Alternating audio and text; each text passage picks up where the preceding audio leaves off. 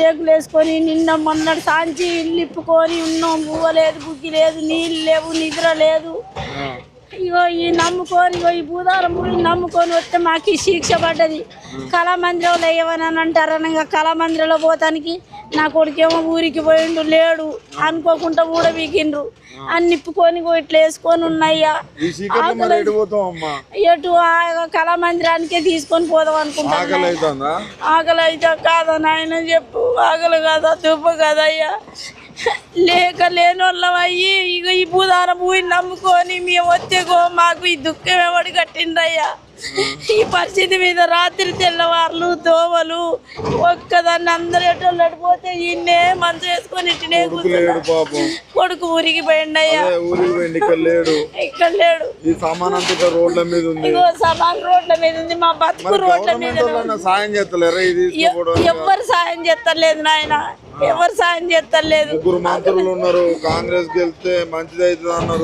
ఇట్లా ఇంత అన్నం తినిపిస్తారని అనుకోలేదయ్యా. వాళ్ళు అన్నం ఆకలి అయిన వాళ్ళకి ఆకలి తీరుతారు అనుకున్నాం, కష్టం వచ్చిన వాళ్ళకి కష్టం తీరుతారు అనుకున్నాం. ఒక తల్లిదండ్రులు అట్లాంటి పెద్దలు అనుకున్నాం, కానీ వాళ్ళు గింత దానికి ఇట్లా తయారవుతారని మేము అనుకోలేదయ్యా. మంచి చేస్తారు అనుకున్నాం, కానీ గింత చెడుకు వాళ్ళు వాళ్ళ భార్య పిల్లలు సాదుకోవడానికి ఇంతమంది పొట్టలు కొట్టి ఇంతమంది పిల్లలు భార్య భర్తలు ముసలోళ్ళు వయసోళ్ళు చిన్న పిల్లలు జబ్బు వచ్చిన వాళ్ళు ఇంత కష్టపడుకుంటా పోయి మట్లే వండుకుంటున్నాం. నీళ్లు లేవు, కరెంటు లేదు. 8 రోజులు ఎప్పుడు నిన్న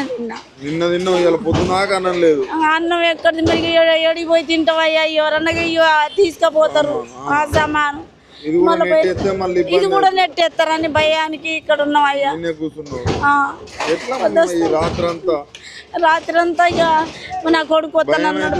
భయమా, భగవంతుడే ఉన్నాడయ్యా. భయం అయితే ఏం చేస్తాం, దిక్కులేని వాళ్ళకు దేవుడే దిక్కుడు అని అంటారు కదా శాస్త్రధర్మం. అదే దేవుడే దిక్కు. కేసీఆర్ ఉన్నప్పుడు ఈ ప్రభుత్వం ఇట్లా లేదయ్యా. ఇప్పుడు గిట్లా అన్యాయం చేస్తాడు అనుకోలేదయ్యా. ఆయన ఇంత అన్యాయం చేసి గిట్లా దుఃఖం ఎవడి కట్టిండయ్యా. చూడు వాళ్ళైతే పాపం ఈ కొడుకులు లేరు, ఏం లేరు. 2 బిడ్డలు అయ్యగారులు ఎంతో కష్టపడి కట్టుకున్నారు. చూడు ఆ భవనం కూలగొట్టాలంటే ఎంత కష్టం అవుతుందో. ఈ రాత్రి కూడా ఏం పడిపోతుంది వాళ్ళకు.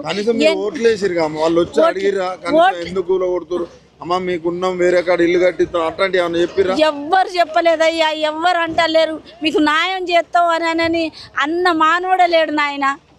ఏమన్నా పోవాల్సిందే. మీరు ఏ హక్కుతోటి కట్టిండ్రు?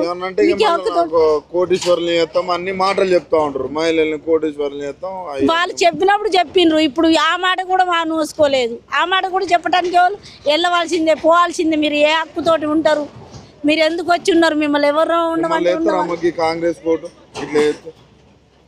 ఓటేసిన ఇవాళ బతికుంటే రేపటి నాడు రాజెవరో రాకాశ ఎవరో ఇంకా ఓటెత్తానికి మనం మిగిలింటే కదయ్యా.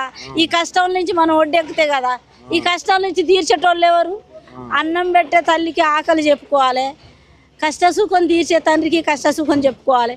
ఎవరికి చెప్పుకోవడానికి లేదు, చెప్తే తీర్చడానికి కూడా ఎవరు లేరయ్యా. ఇగో ఇదే దుఃఖం. ఇగో ఈ గరీబ్ వాళ్ళకు ఇదే దుఃఖం మిగిలింది. నాకు చూసేటోళ్ళకి ఇంత బాధ అనిపిస్తుంది, అనుభవించేటోళ్ళు మీరు. అయ్యా ఎప్పటి నుంచి ఇయ్య కష్టాలు గరీబ్ వాళ్ళం కాబట్టి. తెల్ల బట్టలు వేసుకున్న వాళ్ళం కాదు కదయ్యా, మేము గరీబ్ వాళ్ళం కదా. అందుకోసం మాకు ఈ సాయం ఇంత మంచి సాయం చేస్తాను రయ్యా. ఎప్పుడైనా అడవిలో అడవే ఉన్నది, ఇప్పుడు ఊరు కూడా అడవి అయిపోయింది కదయ్యా. ఊరంతా వల్ల కాడైంది. చిక్కు చీకటి ఏమీ లేదయ్యా. ఎన్నాళ్ళున్నా ఈ భూతల్లి కాడికి పోయేటోళ్ళేం కదా. ఈ భూమిని సొంతం చేసుకుంటే వాళ్ళు ప్రపంచాన లేదయ్యా. 7 లోకాలు 17 లోకాలు 14 లోకాలు భూతల్లిది. ఈ భూతల్లి మనకు శాశ్వతం ఎన్నడూ కాదు. ఎన్నడైనా అల్లకు పోయేటోళ్ళమే. అగో దాన్ని నమ్ముకొని వాళ్ళకి ఇంత ఇబ్బంది పెడతాను. ఏమన్నా 100 గజాల చోటు అడిగినాం, వాళ్ళ ఆస్తులు అడగలే, ఎండి బంగారం అడగలేదు. మాకు ఇంకేమన్నా లక్షలు ఇవ్వని అనలేదయ్యా. 100 గజాల చోటు అడిగినందుకు మాకు ఈ సాయం చేసిండ్రయ్యా. ఇంత మంచి సాయం